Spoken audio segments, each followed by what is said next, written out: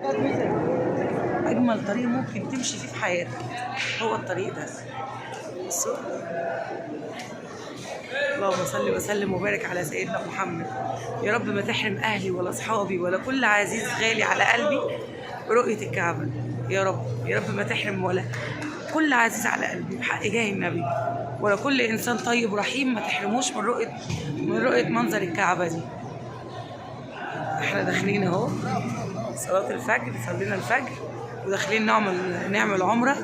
العمرة دي للحاجة ام نوال صاحبتي، ربنا يا رب يرحمها ويسامحها ويجعل عملها الطيب كله في ميزان حسناتها، والقسوة اللي هي شافتها ربنا يا رب تكون دي مغفرة ليها ورحمة يا رب.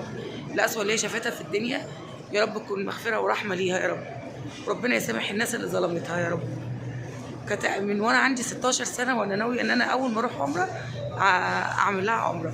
ما كنتش هعمل لها والله، اني فعلا عملت 5 عمرات وتعبت. دي العمرة السادسة الحمد لله يا رب.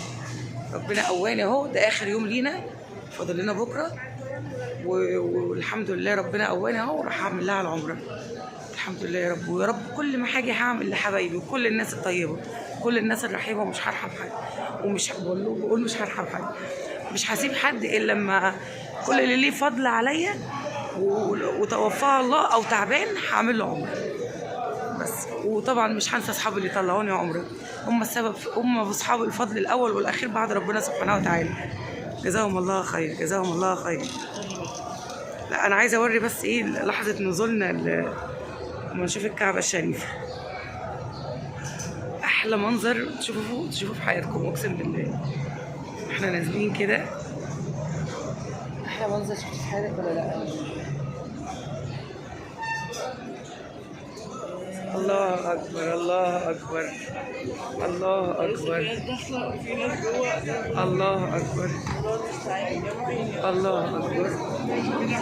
اللحظه دي اللي كل مره تخشوا الكعبه كل مره باحساس مختلف وكل مره برهبه مختلفه. ما تقلقش انا بعمل فيديو وانت طلعت فيه. ما شاء الله ما شاء الله. الكعبة الجميلة الله أكبر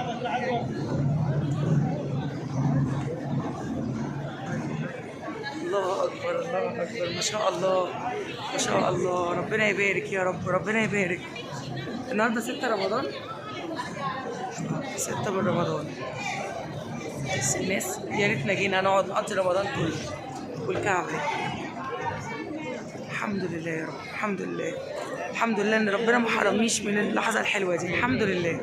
عقبال يا رب كل مشتاق، عقبال يا رب كل مشتاق.